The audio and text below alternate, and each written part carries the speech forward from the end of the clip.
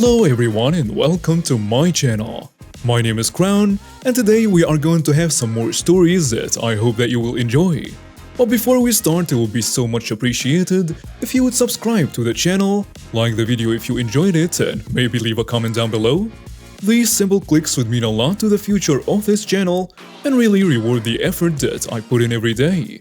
And now, without further ado, let's go! First story.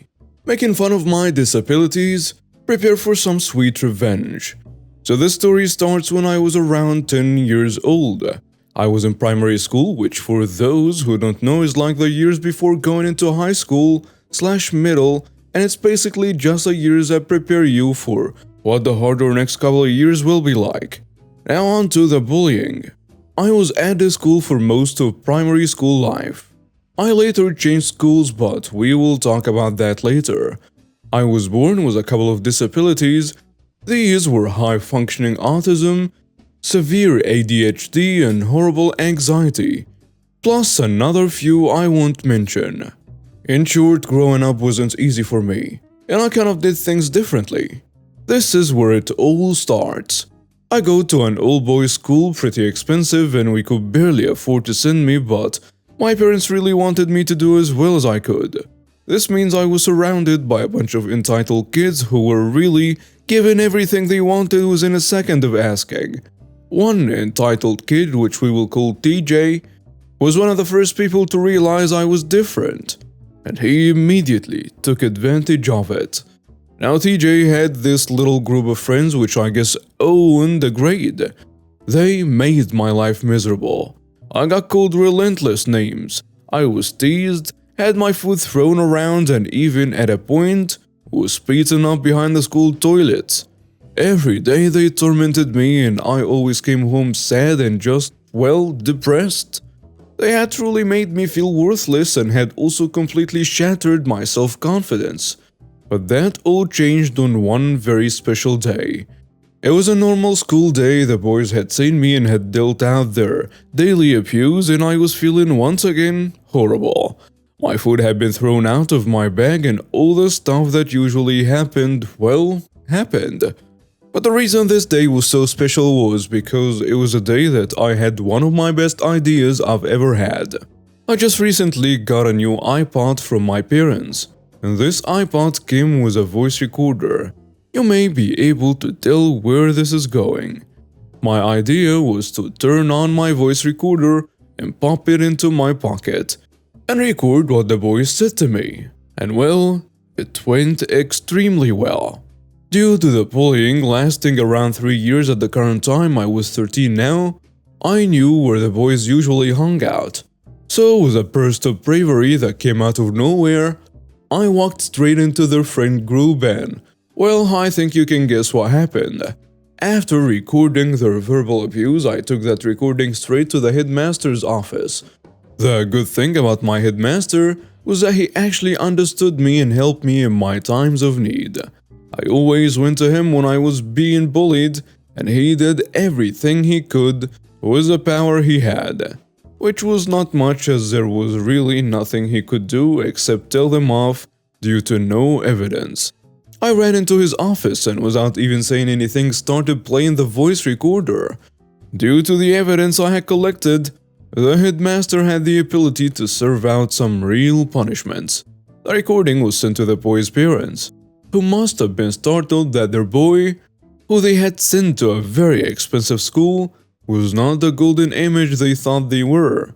The boys were suspended and I had some peace.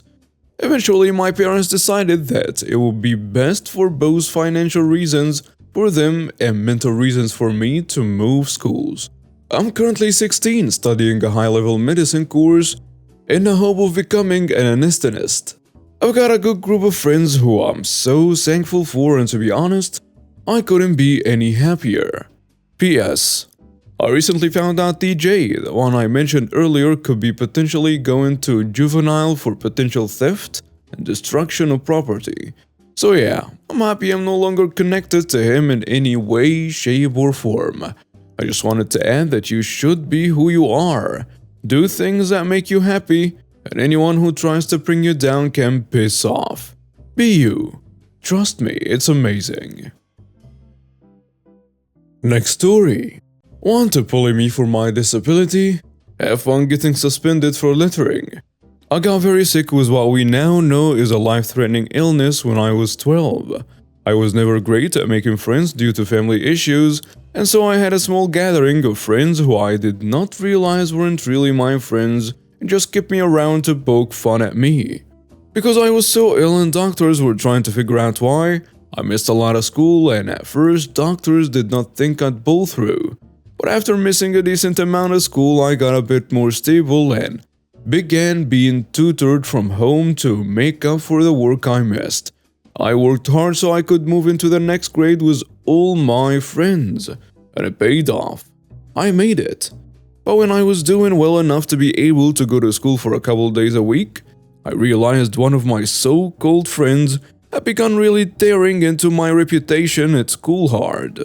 This girl, let's call her Sarah, told everyone I was out because I was pregnant and had a contagious disease.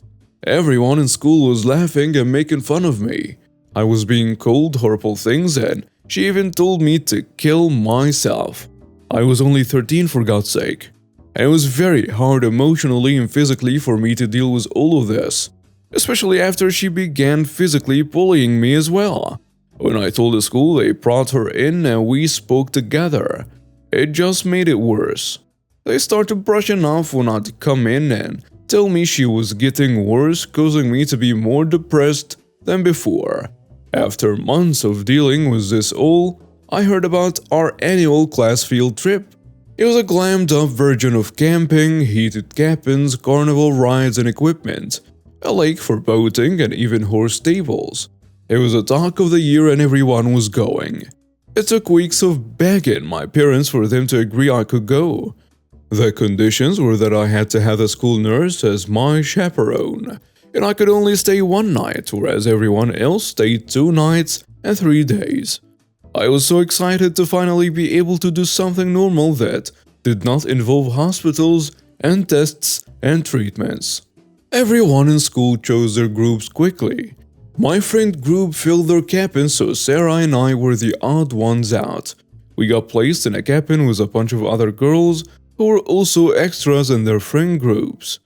I absolutely dreaded being in a cabin with her, but I did my best to enjoy my day at the camp before having to get into the cabin at night. Most of the girls were eating and sitting in front of the fireplace joking around, along with Sarah.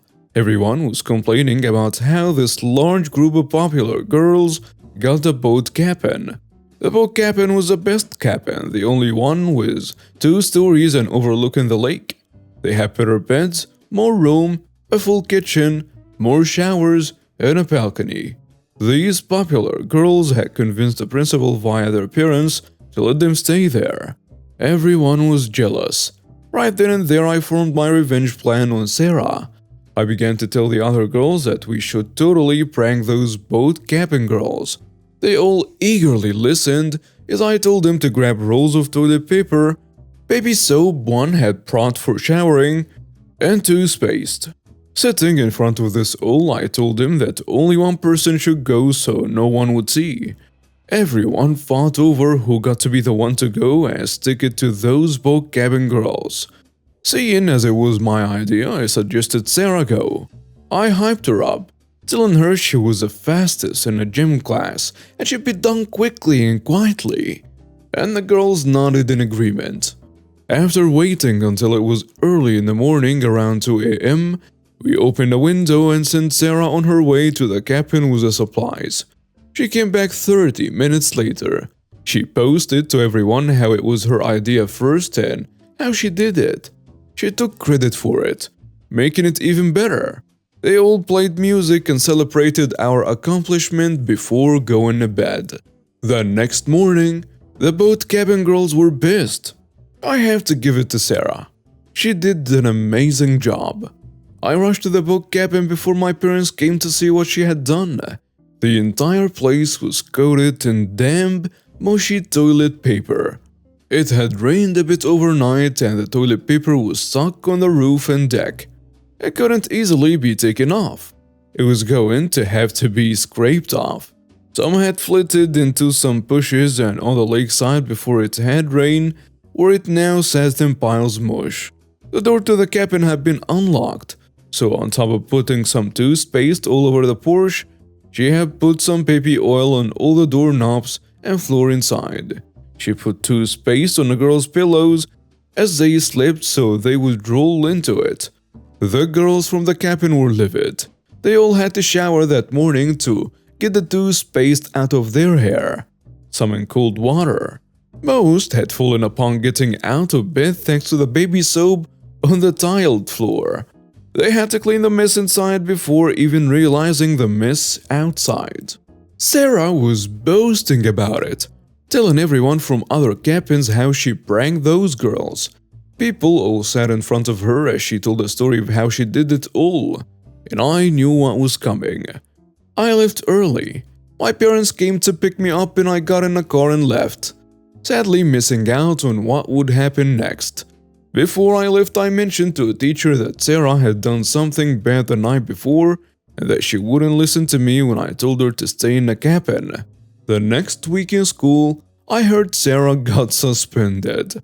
The camp owners were pissed and originally blamed the Poke cabin for the mess before finding out it was Sarah. They forced her to clean the wet toilet paper and wash the floors and doorknobs. She cried the whole time and ended up getting suspended after the camp owners claimed she littered and caused chaos. Sarah tried to tell the school it was my fault, but they had never had an issue with me before, so it was a bit unbelievable. Plus, she had already told everyone she did it. The girls in my cabin that night kept their mouths shut about it being my idea. Whether they just forgot, weren't believed, didn't have to be involved, or did not care, I don't know. But I was off the hook. Sarah called me angrily and I told her I was done being bullied by her. Had she just left me alone, I never would have done all this. There were times I felt bad about it all. But after the school, I did nothing to help when I was being picked on so severely. In my opinion, we were even.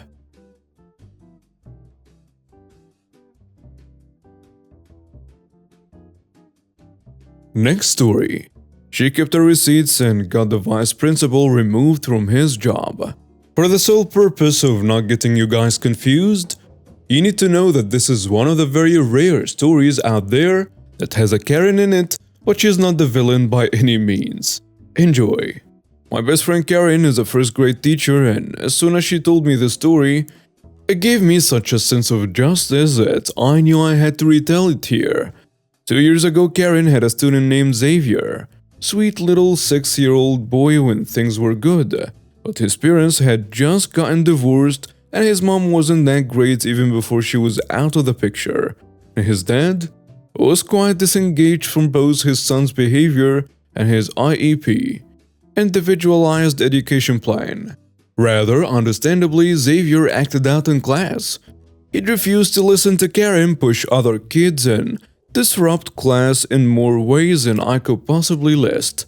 Now Karen worked hard with Xavier to improve his behavior and get his dad more involved in a positive way. She'd often call me and talk about it to decompress because that's what friends were for. But occasionally Xavier went too far and did something she couldn't just deal with in class, like trying to stab another student in the hand with a pencil.